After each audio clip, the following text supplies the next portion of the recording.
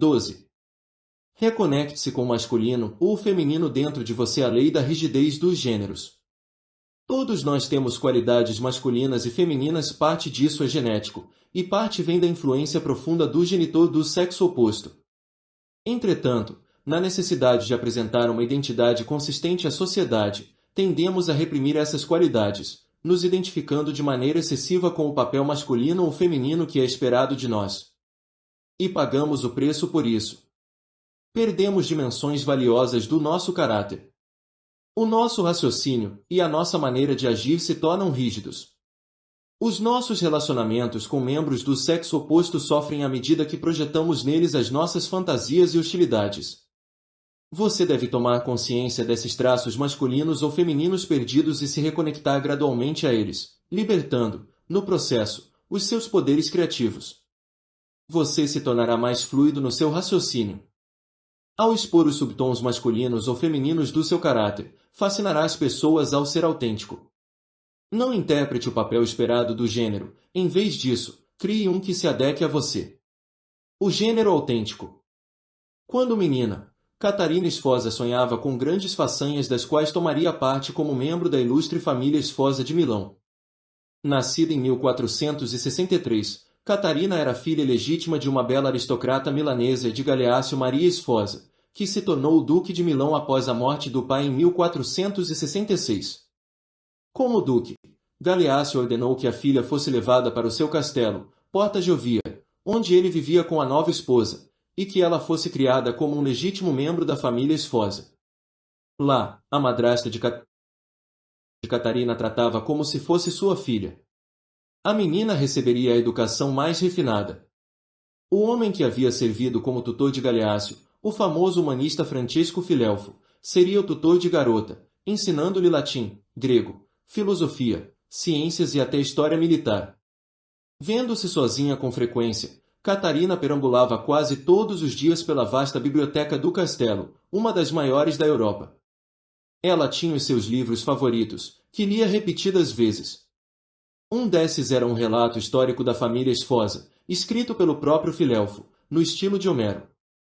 Ali, naquele tomo enorme com ilustrações detalhadas, ela lia sobre a impressionante ascensão ao poder da família Sforza, de condottieri, capitães em exércitos mercenários, ao governo do Ducado de Milão. Os Sorzas eram renomados por sua inteligência e bravura em combate. Além disso, ela adorava contos de cavalaria de verdadeiros cavaleiros em armadura, e as narrativas de grandes líderes do passado. Entre essas, uma de suas favoritas era sobre as mulheres famosas, de Boccaccio, que contava as façanhas das mulheres mais celebradas da história. E enquanto passava o tempo na biblioteca, com todas essas obras convergindo em sua mente, fantasiava sobre a glória futura da família, com ela de algum modo no meio de tudo aquilo. E no centro dessas fantasias estava a imagem de seu pai, um homem que, para ela, era tão grande e lendário quanto qualquer um sobre quem tivesse lido. Embora os encontros com Galeácio fossem muitas vezes breves, eram intensos para Catarina. Ele a tratava como igual, maravilhando-se com a inteligência dela e encorajando-a nos estudos. Desde cedo, a garota se identificava com o pai, vivenciando os traumas e triunfos dele como se fossem dela. Assim como todas as crianças Sforza, inclusive as meninas, Catarina foi ensinada a lutar com espadas e passou por um treinamento físico rigoroso.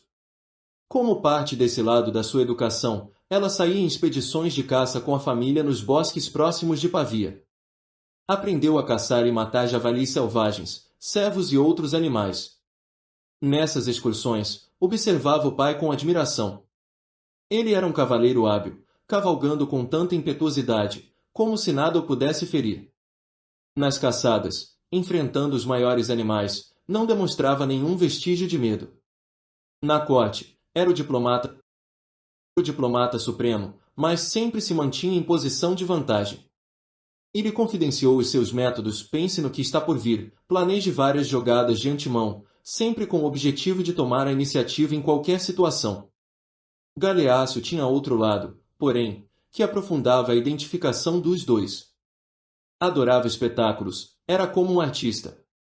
Catarina jamais se esqueceria da vez em que a família viajou pela região e visitou Florença, levando com eles vários grupos teatrais, com os atores vestindo fantasias bizarras. Jantaram no campo, dentro das tendas mais belamente coloridas. Durante a marcha, os cavalos com adornos resplandecentes e os soldados que os acompanhavam todos enfeitados com as cores dos esfosa, escarlate e branco enchiam a paisagem. Era uma visão excitante e hipnótica, toda orquestrada pelo pai dela. Galeácio gostava de se vestir sempre conforme a última moda em Milão, com sofisticadas túnicas de seda incrustadas de joias. Ela passou a compartilhar desse interesse, e roupas e joias se tornaram a sua paixão. Ele talvez parecesse tão viril em batalha, mas Catarina via chorar como uma criança quando escutava o seu coral predileto. Ele tinha um apetite insaciável por todos os aspectos da vida, e o amor e a admiração que a filha sentia por ele não tinham limites. Assim, em 1473, quando o pai informou Catarina, então com 10 anos, do casamento que lhe arranjara, o único pensamento que teve foi o de cumprir o seu dever como membro da família Sfosa e agradá-lo. O homem que Galeácio escolhera para ela era Girolamo Riario, o sobrinho de 31 anos do Papa Sisto IV, um matrimônio que cimentaria uma aliança valiosa entre Roma e Milão. Como parte do arranjo, o Papa compraria a cidade de Imola, na região da Romanha, que os Sfosa haviam tomado décadas antes, e nomearia o novo casal conde e condessa de Imola.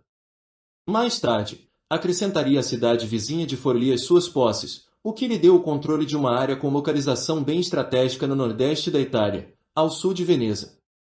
O marido de Catarina, nos primeiros encontros entre os dois, deu a impressão de ser um homem bem desagradável. Era mal-humorado, absorvido em si mesmo e temperamental. Parecia interessado nela apenas pelo sexo, e mal conseguia esperar para que a garota chegasse à maioridade. Felizmente, ele continuava a viver em Roma e ela permaneceu em Milão.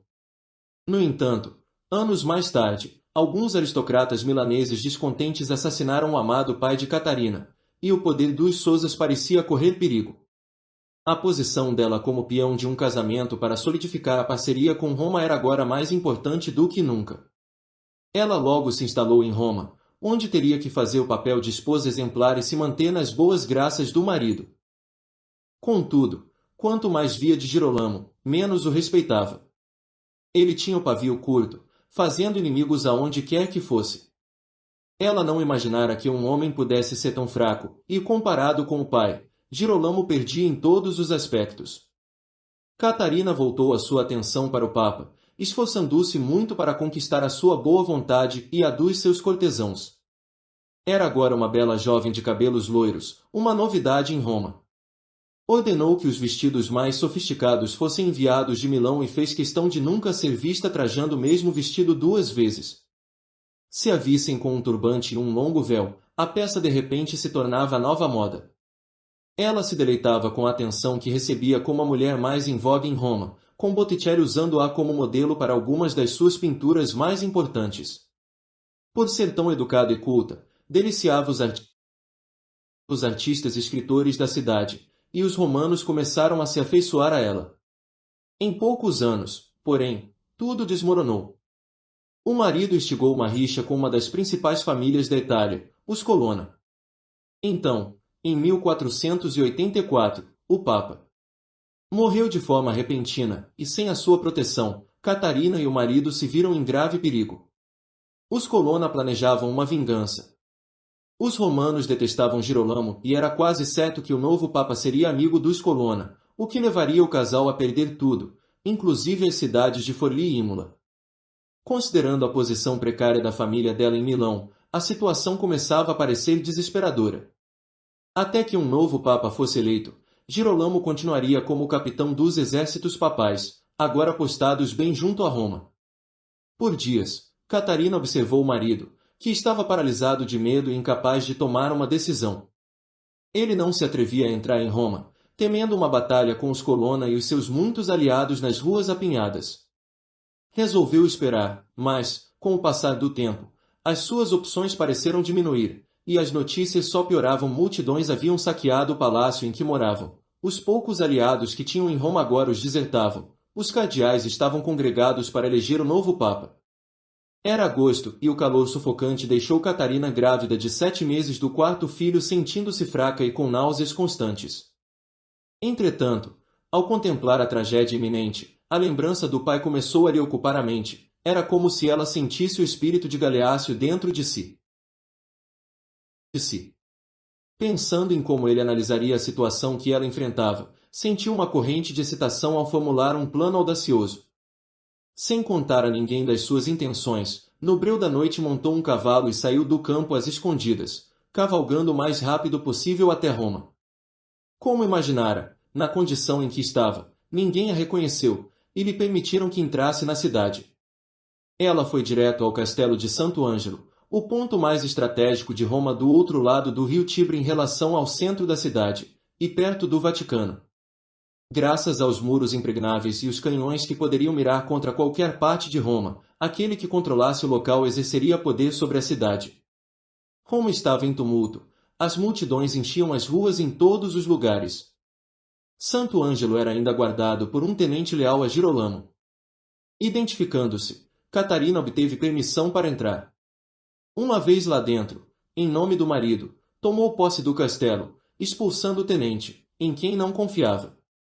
Mandando uma mensagem aos soldados que permaneciam leais a ela, Catarina conseguiu, em segredo, levar para dentro mais tropas. Com os canhões de Santo Ângelo agora apontando para todas as estradas que ligavam ao Vaticano, ela tornou impossível para os cardeais se encontrarem em um único local e elegerem um novo Papa. Para provar que as ameaças eram reais, mandou que os soldados disparassem os canhões como alerta. Estava falando sério. Os termos de rendição do castelo eram simples que se garantisse que todas as propriedades dos Riario permaneceriam nas mãos deles, inclusive Forli e Imola. Noites após ter tomado Santo Ângelo, Catarina vestiu algumas peças de armadura por sobre o vestido e marchou ao longo dos baluartes do castelo. Aquilo lhe deu uma sensação de grande poder, tão acima da cidade, observando os homens frenéticos abaixo, que não tinham como lutar contra ela, uma simples mulher capengando por causa da gravidez. Quando um mensageiro do cardeal, que estava organizando o conclave para eleger o novo Papa, foi enviado para negociar e se mostrou relutante em concordar com as condições de rendição, ela berrou dos baluartes para que todos ouvissem. Quer dizer que o cardeal quer uma batalha de inteligência comigo, é isso. O que ele não entende é que eu tenho o cérebro do Duque Galeácio e sou tão brilhante quanto ele. Aguardando a resposta, ela sabia que estava no controle da situação. O seu único temor era que o marido se rendesse e a traísse, ou que o calor de agosto a deixasse doente demais para se manter na espera. Por fim, percebendo a determinação de Catarina, um grupo de cardeais veio ao castelo para negociar, e eles concordaram com as exigências dela. Na manhã seguinte, quando a ponte levadiça foi baixada para permitir que a condessa deixasse Santo Ângelo, notou que uma multidão enorme tentava se aproximar dela. Romanos de todas as classes haviam vindo para vislumbrar a mulher que controlara Roma por 11 dias. Antes, consideravam a condessa uma jovem frívola maníaca por roupas, o bichinho de estimação do Papa. Agora fitavam atonitos se ela trajava um dos seus vestidos de seda, com uma espada pesada pendendo de um cinto masculino, a gravidez mais do que evidente. Nunca tinham visto algo assim. Com os seus títulos agora assegurados, o conde e a condessa se mudaram para Forli a fim de governar os seus domínios. Sem mais fundos vindos do papado, a preocupação principal de Girolamo era como obter mais dinheiro, por isso aumentou os impostos aos súditos, despertando muito descontentamento no processo. Em pouco tempo fez inimigos entre a poderosa família Orsi na região. Temendo atentados contra a sua vida, ele se confinou ao palácio. Gradualmente, Catarina assumiu a maior parte da administração cotidiana do território. Pensando no futuro, instalou um aliado em quem confiava como novo comandante do castelo Ravaldino, que dominava a área. Ela fez tudo o que pôde para conquistar a simpatia do povo local, mas, em poucos anos, o marido causará danos demais. Em 14 de abril de 1488, um grupo de homens em armadura e liderados por Ludovico Orsi invadiu o palácio, matando o conde a facadas e atirando-lhe o corpo pela janela, na praça da cidade. A condessa, jantando com a família num aposento próximo, ouviu os gritos e empurrou rapidamente os 6 filhos para um quarto mais seguro na torre do palácio. Trancou a porta e, por uma janela, sob a qual vários dos seus aliados mais confiáveis haviam se reunido, ela lhes gritou instruções, deveriam notificar as forças em Milão e os outros aliados dela na região e encorajá-los a enviar exércitos para resgatá-la. Sob nenhuma circunstância o guardião de Ravaldino deveria render o castelo. Em poucos minutos, os assassinos invadiram aquele aposento, tomando Catarina e as crianças como prisioneiras. Vários dias depois, Ludovico Orsi e o companheiro conspirador Giacomo del Ronchi levaram Catarina para Ravaldino. A condessa deveria dar ordens ao comandante do castelo para que o rendesse aos assassinos. Quando Tommaso Feu, o comandante que ela nomeara para o cargo, olhou do topo dos baluartes, Catarina dava a impressão de temer pela própria vida. Com a voz embargada de emoção, implorou a Feu que entregasse a fortaleza, mas ele se recusou. Enquanto os dois continuavam com o diálogo, Ronchi e Orsi sentiram que a condessa e Feu estavam fazendo algum tipo de jogo, falando em código. Ronchi perdeu a paciência.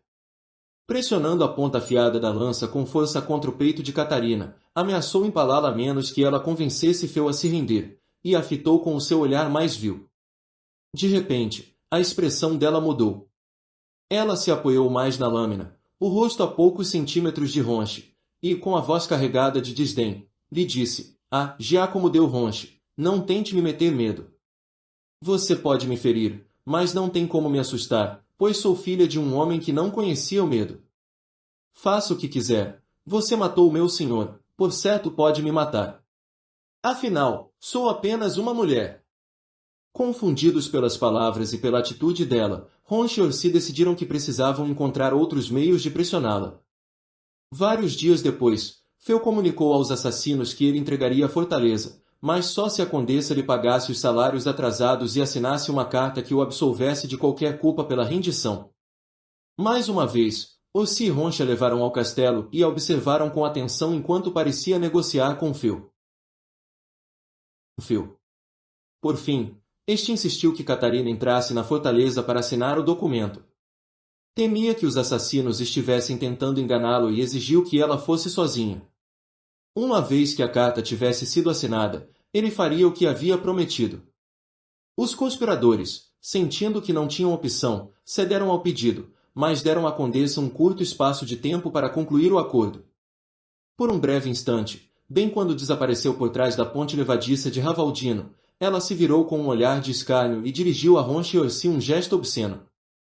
Todo o drama dos últimos dias fora planejado e encenado por ela e Feu, com quem vinha se comunicando por meio de diversos mensageiros. Sabia que os milaneses tinham enviado um exército para resgatá-la e só o que ela tinha a fazer era ganhar tempo. Algumas horas mais tarde, Feu surgiu nos baluartes e berrou que manteria a condessa como refém, e ponto final. Os assassinos, enfurecidos, estavam fartos. No dia seguinte, retornaram ao castelo com as 6 crianças e chamaram Catarina aos baluartes. Com adagas e lanças apontadas da maneira mais ameaçadora para elas, que choravam e imploravam por misericórdia, eles exigiram que Catarina rendesse a fortaleza ou eles lhe matariam todos os filhos. Com certeza já haviam provado que estavam mais do que dispostos a derramar sangue. Ela poderia ser destemida e uma esposa, mas nenhuma mãe seria capaz de ver os filhos morrerem diante dos seus olhos. Catarina não perdeu tempo. Berrou em resposta: "Vão em frente, imbecis! Já estou grávida de outro filho do conde Riario, e tenho o necessário para conceber mais." E ergueu as saias, enfatizando o que queria dizer. Catarina previra a manobra com as crianças e havia calculado que os assassinos eram fracos e indecisos se eles deveriam tê-la matado e a sua família logo no primeiro dia, em meio ao tumulto. Agora, não se atreviam a assassiná-los a sangue frio, sabiam que os Souzas, a caminho de Forli, se vingariam deles de maneira horripilante caso o fizessem. E caso se rendesse agora, ela e as crianças seriam todas feitas prisioneiras, e algum veneno seria eventualmente misturado à comida delas. Catarina precisava continuar a ganhar tempo. A fim de enfatizar a sua determinação, depois de se recusar a se render, ordenou que os canhões do castelo atirassem contra o palácio de Orsi. 10 dias mais tarde, um exército milanês chegou para resgatá-la, e os assassinos dispersaram. A condessa foi logo devolvida ao poder, com o novo papa lhe confirmando o governo como regente até que o filho mais velho, Otaviano, chegasse à maioridade. E à medida que a notícia de tudo que ela havia feito e gritado aos assassinos dos baluartes de Ravaldino se espalhou pela Itália, a lenda de Catarina Sforza, a bela condessa guerreira de Forlì, começou a ganhar vida própria. Em menos de um ano após a morte do marido, a condessa havia tomado um amante, Giacomo Feu, irmão do comandante que ela instalara em Ravaldino. Giacomo era 7 anos mais jovem que Catarina, e o absoluto oposto de Girolamo belo e viril, vindo das classes mais pobres, e tendo trabalhado como cavalariço da família Riario. E mais importante, não apenas amava, mas adorava e lhe devotava toda a sua atenção. Catarina havia passado a vida toda controlando as emoções e subordinando os interesses pessoais às questões práticas. Sentindo-se de repente deslumbrada pela afeição de Giacomo, perdeu o autocontrole habitual e se apaixonou perdidamente por ele. Tornou Giacomo o novo comandante de Ravaldino. Como ele agora tinha que viver no castelo, ela construiu dentro deste um palácio para si, do qual raramente saía. Giacomo sentia-se bastante incerto quanto à sua posição. Catarina ordenou cavaleiro, e numa cerimônia secreta, os dois se casaram. A fim de amainar as inseguranças dele, foi-lhe passando cada vez mais poder para governar sobre Forlì e Imola, e começou a se retirar das questões públicas. Ignorava os avisos dos cortesãos e diplomatas de que Giacomo só cuidava dos próprios interesses e não tinha o controle da situação, e não deu ouvidos aos filhos, que temiam que o padrasto tivesse planos de se livrar deles. Aos olhos dela, o marido era incapaz de fazer qualquer coisa de errado. Então, certo dia de 1495, quando o casal deixou o castelo para um piquenique, um grupo de assassinos cercou o marido e o matou bem diante dos olhos dela. Apanhada de surpresa, Catarina reagiu com fúria. Reuniu os conspiradores e mandou que fossem executados e que as suas famílias fossem aprisionadas. Nos meses que se seguiram, ela caiu numa depressão profunda, contemplando até o suicídio. O que lhe acontecerá nos últimos anos? Como perderá o caminho e ceder o poder? E os seus sonhos de menina e o espírito do pai, que também era o dela? Algo lhe nublara a mente. Ela se voltou para a religião e tornou a governar as suas terras. Aos poucos, se recuperou. Então, certo dia, recebeu a visita de Giovanni de Médici, de 31 anos, membro da famosa família e um dos principais negociantes de Florença, que viera para formar laços comerciais entre as cidades. Mais do que qualquer outro, ele a lembrava do pai. Era bonito, inteligente, extremamente culto, mas tinha uma suavidade de caráter. Finalmente um homem no mesmo nível dela em termos de conhecimento, poder e refinamento. A admiração era mútua. Logo se tornaram inseparáveis, e em 1498 eles se casaram, unindo duas das famílias mais ilustres da Itália. Agora ela podia sonhar com a criação de um grande poder regional, mas acontecimentos fora do seu controle lhe estragariam os planos. No mesmo ano, Giovanni morreu de uma doença. E, antes que tivesse tempo de se lamentar por ele, Catarina teve de lidar com a ameaça mais recente e perigosa de todas ao seu território, o novo Papa, Alexandre VI, conhecido anteriormente como Rodrigo Borgia, estava de olho em Forlì e queria estender os domínios papais por meio de conquistas, com o filho César Borgia servindo como comandante das forças papais. Forlì seria uma aquisição essencial para o Papa, e ele deu início a manobras políticas para isolar Catarina e os seus aliados.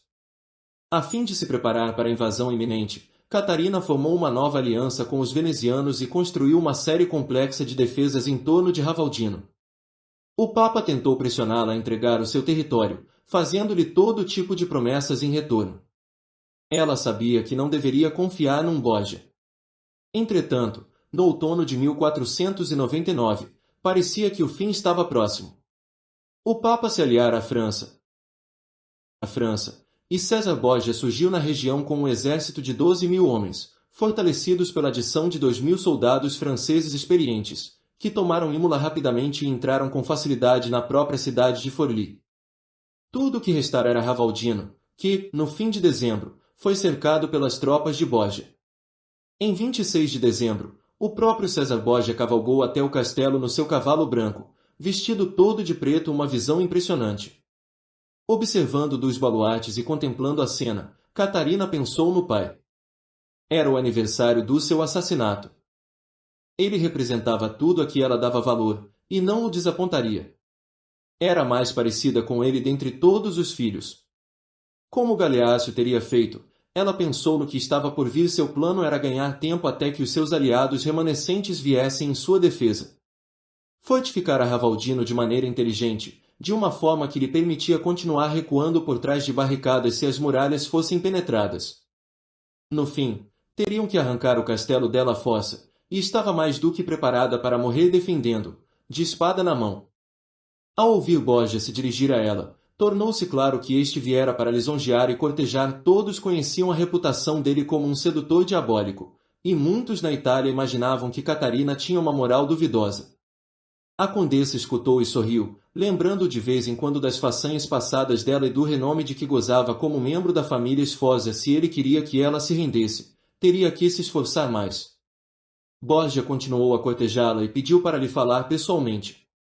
Catarina pareceu sucumbir por fim ao charme dele. Era mulher, afinal, e ordenou que a ponte levadiça fosse baixada e começou a andar na direção dele. Ele continuou a insistir, e ela lhe deu certos olhares e sorrisos que indicavam que estava caindo em seu encanto. Agora apenas alguns centímetros os separavam. Borgia tentou lhe tocar o braço, e ela recuou de um modo brincalhão. Os dois deveriam discutir a questão no castelo, disse a condessa com uma expressão recatada, e começou a andar para trás, convidando-o a segui-la. Ao tentar alcançá-la, notou que a ponte levadiça começou a subir, e pulou de volta para o outro lado bem a tempo. Furioso e embaraçado pelo truque em que havia caído, jurou vingança. Nos poucos dias que se seguiram, ele desencadeou uma torrente de tiros de canhão contra as muralhas do castelo, abrindo por fim uma brecha. Os soldados de Borgia invadiram, liderados pelos franceses, que eram mais experientes. Travou-se um combate corpo a corpo, e Catarina lutou à frente das suas tropas remanescentes.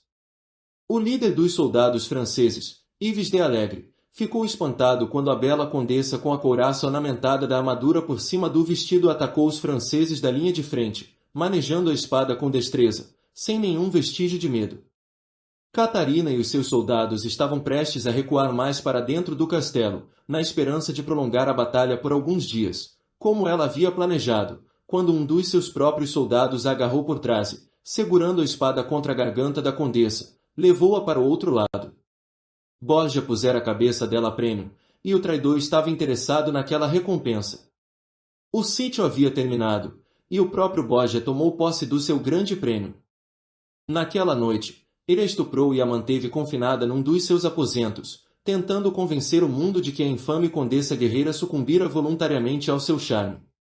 Mesmo sob pressão, Catarina se recusou a assinar o documento cedendo seu território, e, por isso, foi levada a Roma e jogada na temida prisão do Castelo de Santo Ângelo. Por um longo ano, numa cela pequena e sem janelas, ela tolerou a solidão e as torturas intermináveis concebidas pelos Borgias. A sua saúde se deteriorou e parecia destinada a morrer na prisão, resistindo até o fim, mas o cavalheiresco capitão francês Yves de Alegre caíra em seus encantos. Ele continuou a exigir, em nome do rei da França, que ela fosse libertada, e por fim obteve sucesso, transportando-a em segurança até Florença. Ao se retirar da vida pública, Catarina começou a receber cartas de homens de todas as partes da Europa. Alguns a haviam visto ao longo dos anos, a maioria só ouvirá falar dela. Mostravam-se obcecados por sua história, confessavam-lhe o seu amor e lhe imploravam por alguma lembrancinha, alguma relíquia que pudessem adorar. Um dos que conseguiram vislumbrá-la na primeira vez em que ela foi a Roma escreveu: "Se eu durmo, parece que estou com você. Se eu como, esqueço a comida e falo com você. Você está gravada no meu coração." Enfraquecida pelo ano que passou na prisão, a condessa morreu em 1509. Interpretação: